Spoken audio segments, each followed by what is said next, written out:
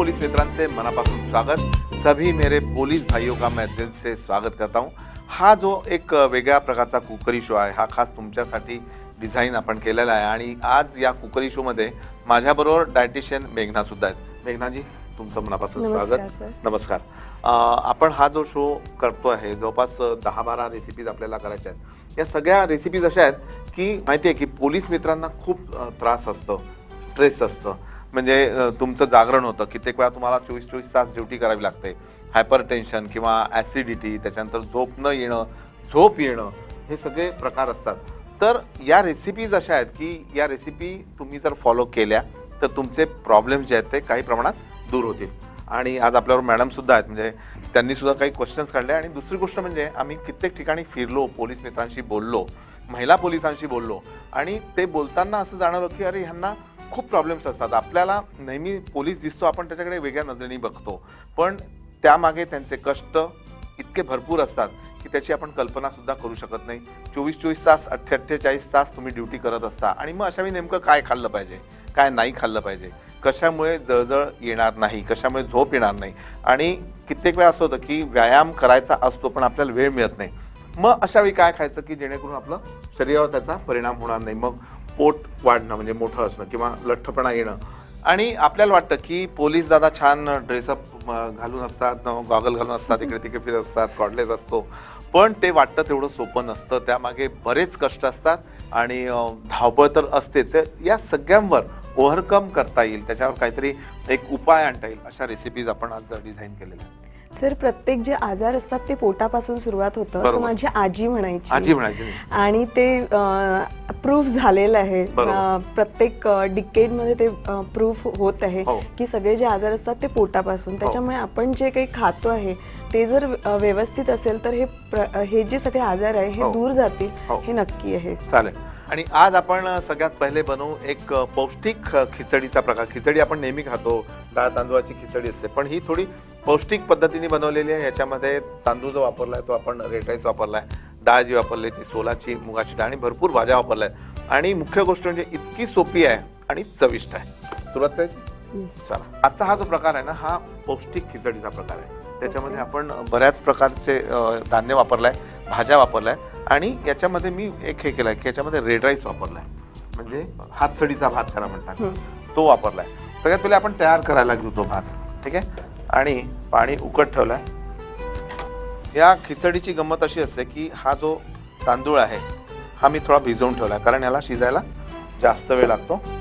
त्याच्यामध्ये 4 ते 5 तास भिजवावं लागतं। हो, त्याच्यानंतर ते भिजतं। हा, आणि ही मुगाची डाळ ती पण मी सालाची घेतली आहे, याचे साल काढलेले नाहीये।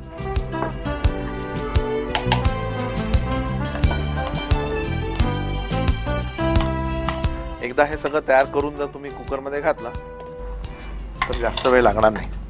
हा, चालेल। याला पाणी सुद्धा बरंच लागतं शिजायला आणि या खिचडीला फोडणी वगैरे असा कुठलाही प्रकार नाही।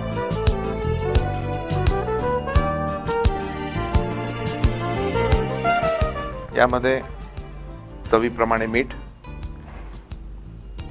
तिखट, सरळ टाकायचं तिखट, हा सरळ, फोडणी वगैरे प्रकार नाही। लाल तिखट, त्याच्यानंतर हळद घातली आपण, त्याच्यानंतर धने ह्याच्यात जे घालतोय भरडलेले धने, याची टेस्ट चांगली येते।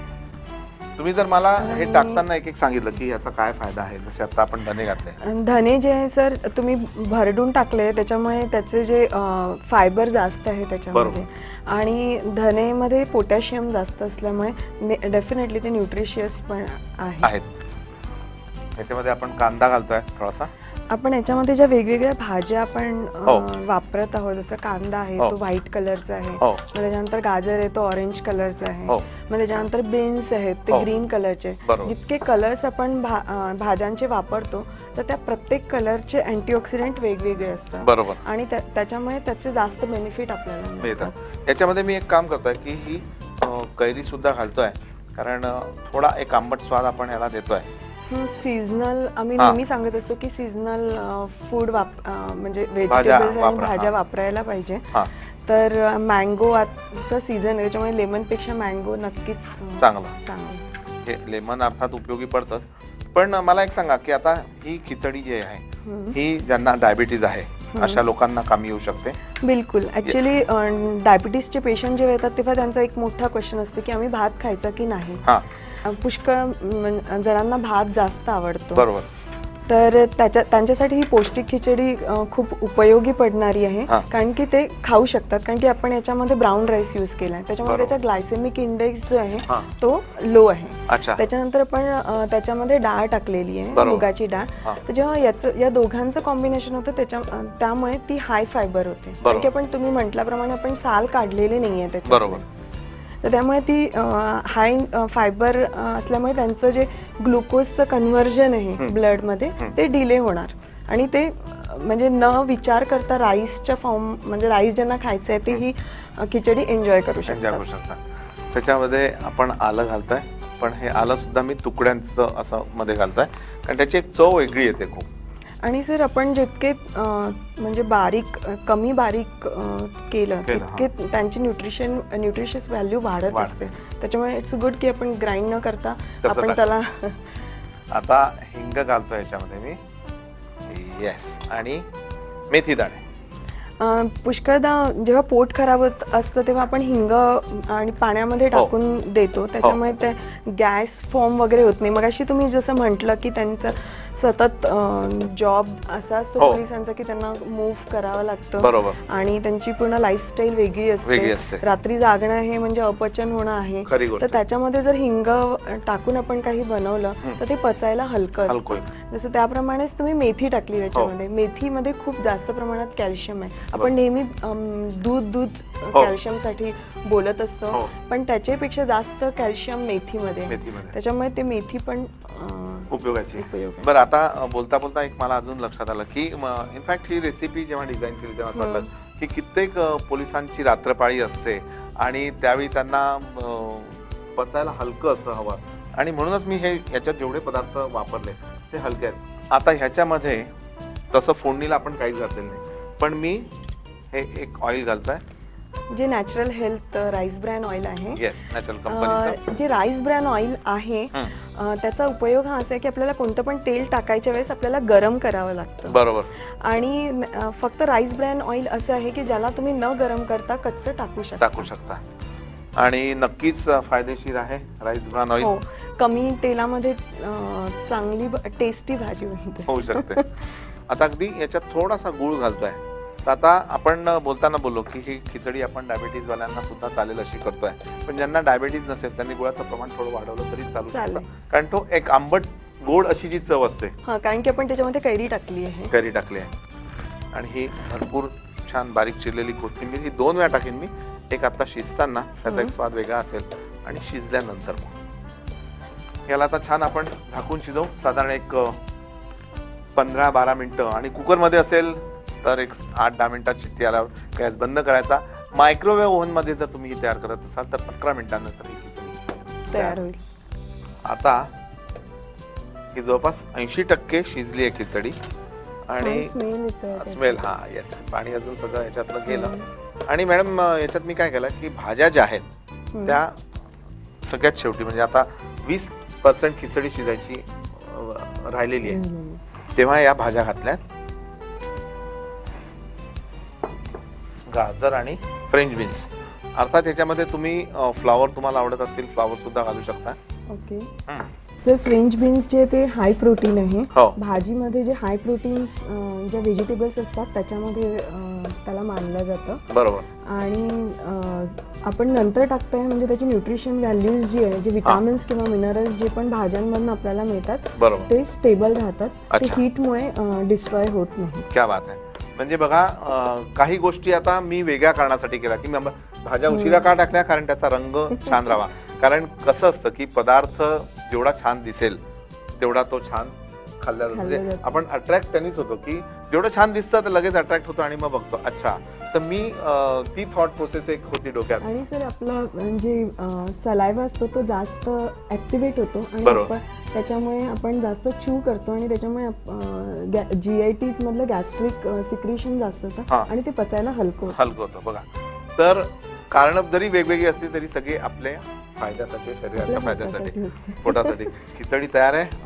म्हणजे 5-7 मिनिटं लागतील. आपण ह्याला छान सर्व करूया. ओके, खिचडी रेडी आहे.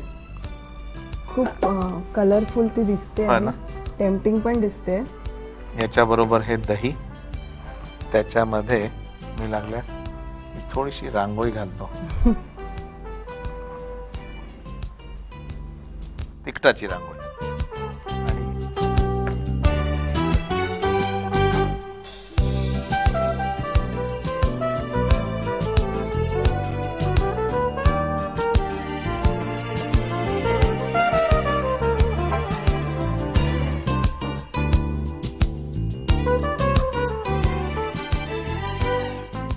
तर आता साजूक तूप घालताना मला एक सांगा की रोज किती साजूक तूप आपण खायला हवा? 1 चम्मच आपण छोट्या चमच्याने 1 चम्मच तूप खाऊ शकतो, कारण की ते ॲज अ लुब्रिकंट म्हणून आपल्या जॉईंटसाठी खूप चांगलं असतं. आपल्या जॉईंट्ससाठी इवन हार्ट पेशंट पण असेल तर तो तूप खाऊ शकतो. किती खायला हवा? 1 टीस्पून अप्रॉक्सिमेट, जास्त नाही खायला पाहिजे. आणि आता मला पापडाबद्दल सांगा की काही गोष्टी, काही लोक म्हणतात की पापड नको बाबा जे डाएट करतात अशांना. नाही, तसं नसतं. हायपर टेन्शन ज्यांना असतं ते लोक पापड खाणं अवॉइड करतात, कारण की याच्यामध्ये जेव्हा आपण त्याचा डो बनवतो तर ते टिकण्यासाठी आपण जास्त मीठ वापरतो. आणि ते सोडियम असल्यामुळे हायपरटेन्सिव्ह पेशंटला नाही म्हणतो. पण मला असं वाटतं कधी जर तुम्ही एक पापड खात असाल तर काही हरकत नाही. आणि एक मला छान अनुभव आहे की हे झाल्यानंतर छान वर्कआउट करा. अर्थात वर्कआउट तुम्हाला किती जमतं किती जमत नाही, कारण तुमचे कामाचे तास एवढे असतात, मग तुम्हाला झोप सुद्धा आवश्यक असते. आणि मग वर्कआउट न करता खाल्लं आपण तर मग त्याचा शरीरावर परिणाम होतो. तर म्हणून अशाच रेसिपीज आपण डिझाईन केल्या आहेत की समजा वर्कआउट कमी जास्त जरी झालं तरी त्या रेसिपीजमुळे तुमचं वजन वाढणार नाही. खिचडीबद्दल अजून काही बोलायचं?